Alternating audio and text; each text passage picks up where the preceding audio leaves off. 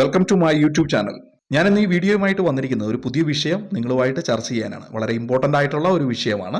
നമ്മുടെ ചാനൽ ആദ്യമായിട്ടാണ് കാണുന്നതെങ്കിൽ തീർച്ചയായും ഒന്ന് സബ്സ്ക്രൈബ് ചെയ്യുക, ബെല്ലൈക്കണും ഒന്ന് ക്ലിക്ക് ചെയ്യുക. വീഡിയോ നിങ്ങൾക്ക് ഇഷ്ടമാകുന്നുണ്ടെങ്കിൽ ലൈക്ക് ചെയ്യുക, കമൻറ്റ് ചെയ്യുക. നിങ്ങൾ തരുന്ന ലൈക്കും കമൻറ്റും ഒക്കെയാണ് നമുക്ക് കിട്ടുന്ന ഏറ്റവും വലിയ പ്രോത്സാഹനം. അതുപോലെ വീഡിയോ കാണുന്ന എല്ലാവരും നമ്മുടെ ഈ വാണിംഗ് തീർച്ചയായും ഒന്ന് വായിച്ചു നോക്കുക. നമ്മളിവിടെ പറയുന്ന കാര്യങ്ങൾ തികച്ചും സ്റ്റഡി പർപ്പസ് ആണ്. നമ്മളിവിടെ പറയുന്ന കാര്യങ്ങൾ വെച്ച് നിങ്ങളൊരു ബൈയോ സെല്ലോ ഇനിഷ്യേറ്റീവ് ചെയ്യുന്നതിന് മുന്നേ നിങ്ങൾ നിങ്ങളുടെ ഫണ്ട് മാനേജറുമായിട്ടോ സെബി രജിസ്റ്റേർഡ് അനലിസ്റ്റുമായിട്ടോ തീർച്ചയായിട്ടും ബന്ധപ്പെടേണ്ടതാണ്. നമ്മളിവിടെ യാതൊരുവിധ പ്രോമിസുകളോ ഗ്യാരണ്ടികളോ നൽകുന്നില്ല. മാർക്കറ്റ് മാഗ്നറ്റ് ഒരു സെബി രജിസ്റ്റേർഡ് റിസർച്ച് അനലിസ്റ്റ് ഫേമാണ്. നമ്മുടെ ഫ്രീ ടെലിഗ്രാം ചാനൽ ജോയിൻ ചെയ്യാനുള്ള ലിങ്ക് ഡിസ്ക്രിപ്ഷനിലും ഫസ്റ്റ് കമന്റിലും പിൻ ചെയ്ത് കൊടുക്കാം. താല്പര്യമുള്ളവർക്ക് ഫ്രീ ആയിട്ട് ജോയിൻ ചെയ്യാവുന്നതാണ്. സ്റ്റോക്ക് മാർക്കറ്റ് സംബന്ധമായ ന്യൂസുകളും അറിവുകളും എല്ലാം നിങ്ങൾക്ക് അവിടെ ലഭിക്കുന്നതാണ്. അപ്പോൾ നമുക്ക് വീഡിയോയിലേക്ക് പോകാം. Hello friends, സുശാന്താണ്. Q4 റിസൾട്ടുകൾ ഒന്നിനു പുറകെ ഒന്നായി അനൗൺസ്മെൻറ്റ് നടന്നുകൊണ്ടിരിക്കുകയാണ്. കൂടുതൽ കമ്പനികൾ, പ്രത്യേകിച്ചും ബാങ്കിങ് ഫിനാൻഷ്യൽ സെഗ്മെൻറ്റിൽ നിന്നുള്ള കമ്പനികൾ കൂടുതലും Q4 റിസൾട്ടുകൾ പ്രഖ്യാപിച്ചു കഴിഞ്ഞു. ഏതായാലും ബാങ്കിങ് സെക്ടർ വരുന്ന കുറച്ച് സമയങ്ങളിൽ കൂടി ലൈം ലൈറ്റിലുണ്ടാകാനുള്ള സാധ്യതകൾ വളരെ കൂടുതലാണ്. 2-3 കാരണങ്ങൾ നമുക്കതിന് കാര്യമായിട്ട് പറയാം. അതിലൊന്ന് ഇൻഫ്ലേഷൻ അല്ലെങ്കിൽ പണപ്പെരുപ്പം RBI നിശ്ചയിച്ച 4% എന്ന് പറയുന്ന ടാർഗറ്റിന് താഴെ 2-3 മാസമായിട്ട് കണ്ടിന്യൂ ആയിട്ട് സ്റ്റേ ചെയ്യുന്നു എന്നുള്ളത് തന്നെയാണ്. സോ വരുന്ന മോണിറ്ററി പോളിസി കമ്മിറ്റി മീറ്റിങ്ങിൽ ജൂണിൽ വീണ്ടും ഒരു 25 ബേസിസോ അല്ലെങ്കിൽ 50 ബേസിസ് വരെയുള്ള റേറ്റ് കട്ട് നമ്മൾ എക്സ്പെക്റ്റ് ചെയ്യുന്നുണ്ട്. മൺസൂൺ വളരെ പോസിറ്റീവ് ആയിരിക്കും ഇന്ത്യയിൽ എന്നുള്ളത് മെറ്റീരിയോളജിക്കൽ ഡിപ്പാർട്ട്മെൻറ്റിൻ്റെ പ്രഡിക്ഷൻ വന്നിട്ടുണ്ട്. അതിന് പുറമെ റൂറൽ ഡിമാൻഡ്, അഗ്രികൾച്ചറൽ, ഇതൊക്കെ തന്നെ കണക്റ്റഡ് ആയിട്ട് വരുന്നതാണ്. So banking financial service sector വരുന്ന ക്വാർട്ടറുകളിൽ നല്ല രീതിയിൽ പെർഫോം ചെയ്യാൻ സാധ്യതയുണ്ട് എന്നുള്ളത് തന്നെയാണ് കാണുന്നത്. അപ്പോൾ അതുമായിട്ട് ബന്ധപ്പെട്ട് ഈ Q4 പ്രഖ്യാപനത്തിന് ശേഷം ഫലം പ്രഖ്യാപിച്ച 10 ബാങ്കുകൾ പ്രൈവറ്റ് സെക്ടറിൽ നിന്ന് എടുക്കുന്ന സമയത്ത് 10 പ്രൈവറ്റ് സെക്ടർ ബാങ്കുകളിൽ ഏറ്റവും കൂടുതൽ പ്രോഫിറ്റബിലിറ്റി കാഴ്ചവെച്ച ബാങ്കുകൾ ഏതൊക്കെയാണെന്ന് നമുക്കൊന്ന് നോക്കാം. ബാങ്കുകളുടെ പ്രോഫിറ്റബിലിറ്റി സാധാരണയായിട്ട് കാണിക്കുന്നത് നെറ്റ് ഇൻട്രസ്റ്റ് മാർജിൻ എന്ന് പറയുമ്പോഴാണ്.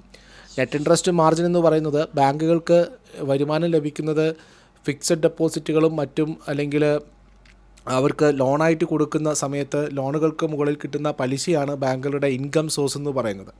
സോ ബാങ്കുകളുടെ ഈ ലോണുകളുടെ മുകളിൽ കിട്ടുന്ന പലിശയുടെയും ബാങ്കുകൾ പലിശയായിട്ട് കൊടുക്കുന്ന കസ്റ്റമേഴ്സിന് കൊടുക്കുന്ന ഫിക്സഡ് ഡെപ്പോസിറ്റ് പോലുള്ള ഡെപ്പോസിറ്റുകൾക്ക് മുകളിൽ കൊടുക്കുന്ന ഡെപ്പോസിറ്റുകളുടെ ഇൻട്രസ്റ്റ് റേറ്റും തമ്മിലുള്ള വ്യത്യാസമാണ് ഇവരുടെ പലിശ നിരക്ക് അല്ലെങ്കിൽ ഇവരുടെ പ്രോഫിറ്റ് മാർജിൻ അല്ലെങ്കിൽ നെറ്റ് ഇൻട്രസ്റ്റ് മാർജിൻ എന്ന് പറയുന്നത്. അതായത് ബാങ്കുകൾ 10% ഇൻട്രസ്റ്റ് ലോണിന് മുകളിൽ ചാർജ് ചെയ്യും. അതേസമയം ഫിക്സഡ് ഡെപ്പോസിറ്റിന് മുകളിൽ 8% ലോണ് കൊടുക്കുകയും അല്ലെങ്കിൽ ഫിക്സഡ് ഡെപ്പോസിറ്റ് ഇൻട്രസ്റ്റ് 8% കൊടുക്കുകയും ചെയ്യുമ്പോൾ 2% ബാങ്കുകളുടെ പ്രോഫിറ്റബിലിറ്റി എന്ന് പറയുന്നത്.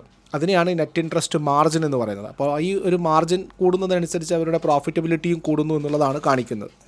അപ്പോൾ ഏറ്റവും കൂടുതൽ നെറ്റ് ഇൻട്രസ്റ്റ് മാർജിൻ അല്ലെങ്കിൽ പ്രോഫിറ്റബിലിറ്റി കൂടിയ 10 ബാങ്കുകൾ ഈ ഒരു Q4 റിസൾട്ടിൻ്റെ ഫലത്തിൽ നമുക്ക് നോക്കുന്ന സമയത്ത് ആദ്യത്തെ വരുന്നത് ബന്ധൻ ബാങ്കാണ്. ബന്ധൻ ബാങ്കിൻ്റെ മാർക്കറ്റ് ക്യാപിറ്റലൈസേഷൻ ഏകദേശം 26,895 കോടി രൂപയാണ്. ഇവരുടെ നെറ്റ് ഇൻട്രസ്റ്റ് ഇൻകം ക്വാർട്ടറിൽ 2,370 കോടി രൂപയാണ്. അതായത് നെറ്റ് ഇൻട്രസ്റ്റ് മാർജിനായിട്ട് കമ്പനിക്കുള്ളത് 6.70%. അതായത് അവരുടെ ഡെപ്പോസിറ്റ്സിൻ്റെയും അതുപോലെ തന്നെ അവരുടെ ഡെപ്പോസിറ്റുകൾക്ക് മുകളിൽ കൊടുക്കുന്ന ഇൻട്രസ്റ്റിൻ്റെയും ഡിഫറൻസ് എന്ന് പറഞ്ഞാൽ 6.70%. 100 രൂപയുടെ ബിസിനസ് നടക്കുമ്പോൾ 6 രൂപ 70 പൈസ നെറ്റ് ഇൻട്രസ്റ്റ് ഇൻകം ആയിട്ട് അവർക്ക് കിട്ടുന്നു, അല്ലെങ്കിൽ നെറ്റ് ഇൻട്രസ്റ്റ് മാർജിനായിട്ട് കമ്പനിക്ക് കിട്ടുന്നു എന്നുള്ളതാണ് അർത്ഥം. അതുപോലെ മറ്റൊരു ബാങ്ക് IDFC ഫസ്റ്റ് ബാങ്കാണ്. IDFC ഫസ്റ്റ് ബാങ്കിൻ്റെ മാർക്കറ്റ് ക്യാപിറ്റലൈസേഷൻ ഏകദേശം 48,788 കോടി രൂപയാണ്. നെറ്റ് ഇൻട്രസ്റ്റ് ഇൻകമായിട്ട് അല്ലെങ്കിൽ ഇൻട്രസ്റ്റ് ഇൻകമായിട്ട് അവർ 3 മാസം കൊണ്ട് Q4 കളക്ട് ചെയ്തത് 4,907 കോടി രൂപയാണ്. അതായത് 5.95% നെറ്റ് ഇൻട്രസ്റ്റ് ഇൻകം അല്ലെങ്കിൽ നെറ്റ് ഇൻട്രസ്റ്റ് മാർജിനായിട്ട് IDFC ഫസ്റ്റ് ബാങ്കിനുള്ളത്. അതായത് ആദ്യത്തെ 10 പ്രൈവറ്റ് ബാങ്കുകൾ എടുത്തു കഴിഞ്ഞാൽ നെറ്റ് ഇൻട്രസ്റ്റ് മാർജിൻ ഏറ്റവും കൂടിയ രണ്ടാമത്തെ ബാങ്ക് IDFC ഫസ്റ്റ് ബാങ്ക് ആണെന്ന് അർത്ഥം. മറ്റൊന്ന് കൊഡാക് മഹീന്ദ്ര ബാങ്കാണ്. കൊഡാക് മഹീന്ദ്ര ബാങ്കിന് 4,08,919 കോടി രൂപയുടെ മാർക്കറ്റ് ക്യാപിറ്റലൈസേഷൻ ഉണ്ട്. അതുപോലെ നെറ്റ് ഇൻട്രസ്റ്റ് ഇൻകമായിട്ട് 7,284 കോടി രൂപ അവർ കളക്ട് ചെയ്തിട്ടുണ്ട് Q4.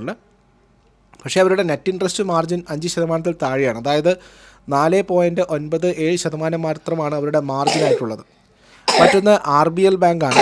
RBL ബാങ്കിനെ സംബന്ധിച്ചിട്ട് 12,699 കോടി രൂപയുടെ മാർക്കറ്റ് ക്യാപിറ്റലൈസേഷനുള്ള RBL ബാങ്കിന് നെറ്റ് ഇൻട്രസ്റ്റ് ഇൻകമായിട്ട് അവർ 1563 കോടി രൂപയാണ് കളക്ട് ചെയ്തത്.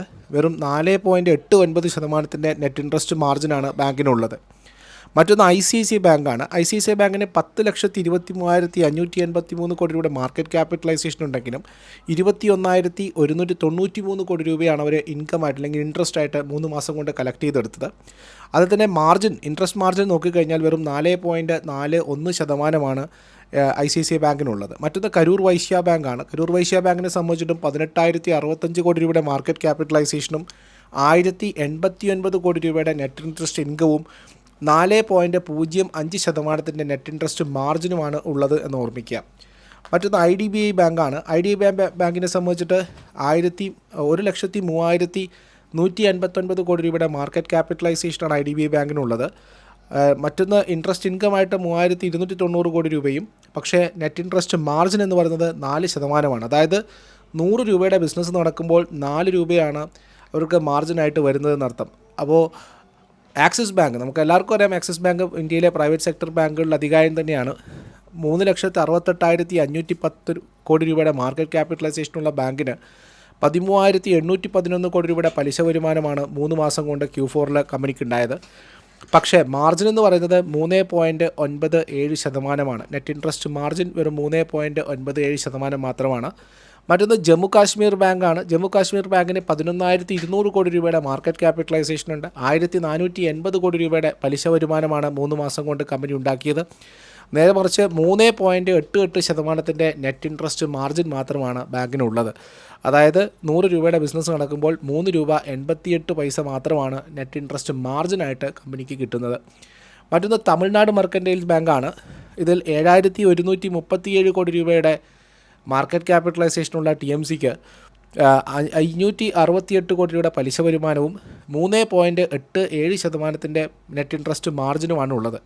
സോ സ്വാഭാവികമായിട്ടും ഏറ്റവും കൂടുതൽ പ്രോഫിറ്റബിലിറ്റിയുള്ള പ്രൈവറ്റ് സെക്ടർ ബാങ്ക് എന്ന ചോദ്യത്തിന് ബന്ധൻ ബാങ്ക് തന്നെയാണ്. 6.70% നെറ്റ് ഇൻട്രസ്റ്റ് മാർജിനാണ് ബന്ധൻ ബാങ്കിനുള്ളത്. IDFC ബാങ്കാണ് സെക്കൻഡായിട്ട് നിൽക്കുന്നത്, 5.95% നെറ്റ് ഇൻട്രസ്റ്റ് മാർജിൻ. മൂന്നാമത്തത് കൊടാക് മഹീന്ദ്ര ബാങ്കാണ്. ഏറ്റവും അവസാനം 10 ബാങ്ക് എടുത്തു കഴിഞ്ഞാൽ ഏറ്റവും അവസാനം നിൽക്കുന്ന 10ാമത്തെ ബാങ്ക് എന്ന് പറയുന്നത് തമിഴ്നാട് മെർക്കൻറ്റൈൽ ബാങ്കാണ്. ഇതിൽ പബ്ലിക് സെക്ടർ ബാങ്കുകളൊന്നും തന്നെ ഉൾപ്പെടുത്തിയിട്ടില്ല, പ്രൈവറ്റ് സെക്ടർ ബാങ്കുകൾ മാത്രമാണ്. അപ്പോൾ ഇത് ഒരു ബാങ്കിങ് സെക്ടറുകളിൽ ഇൻവെസ്റ്റ് ചെയ്യാൻ ഉദ്ദേശിക്കുന്ന നിക്ഷേപകരെ സംബന്ധിച്ചിട്ട് നെറ്റ് ഇൻട്രസ്റ്റ് മാർജിൻ എന്ന് പറയുന്നത് വളരെ പ്രധാനപ്പെട്ട ഒരു അളവുകോലാണ്. കമ്പനിയെ അളക്കാനും കമ്പനിയുടെ പ്രോഫിറ്റബിലിറ്റി മനസ്സിലാക്കാനുള്ളൊരു ടൂളായിട്ടാണ് ഇതിനെ ഉപയോഗിക്കേണ്ടത്. ഇതൊരിക്കലും ഒരു റെക്കമെൻഡേഷൻ ആയിട്ടുള്ളൊരു സജഷൻ ആയിട്ടുള്ളൊരു വീഡിയോ അല്ല. നമ്മുടെ കൂടുതൽ സജഷൻസിനും ഞങ്ങളുടെ കൂടുതൽ അഡ്വൈസറി സർവീസുകൾക്കുമായിട്ട് നമ്മുടെ സെബി രജിസ്റ്റേർഡ് ഫേമായിട്ടുള്ള മാർക്കറ്റ് മാഗ്നറ്റിൽ നിങ്ങൾക്ക് ജോയിൻ ചെയ്യാവുന്നതാണ്. ഓപ്ഷൻസ് അതുപോലെ തന്നെ സ്വിങ്സും ലോങ് ടേം സജഷൻസും ഒക്കെ തന്നെ ഇവിടെ വരുന്നുണ്ട്. ഞാൻ തന്നെയാണ് റിസർച്ച് ഹെഡ് ചെയ്യുന്നത്. സോ നമുക്ക് താല്പര്യമുണ്ടെങ്കിൽ നമ്മുടെ സെബി രജിസ്റ്റേർഡ് ഫേമായിട്ടുള്ള മാർക്കറ്റ് മാഗ്നറ്റിൽ നിങ്ങൾക്ക് ജോയിൻ ചെയ്യാം. അതിനുള്ള ലിങ്ക് ഞങ്ങൾ വീഡിയോയുടെ ഡിസ്ക്രിപ്ഷനിൽ കൊടുത്തേക്കാം. അതുവഴി മാത്രം ഞങ്ങളുമായിട്ട് അസോസിയേറ്റ് ചെയ്യുക. അപ്പോൾ എല്ലാവർക്കും നല്ലൊരു വീക്കെൻഡ് നേരുന്നു. വീക്കെൻഡിൽ ഇങ്ങനെയുള്ള വീഡിയോകൾ കൂടെ പഠിക്കാനും അറിയാനും കൂടുതൽ കമ്പനികളെക്കുറിച്ച് മനസ്സിലാക്കാനും ശ്രമിക്കുക.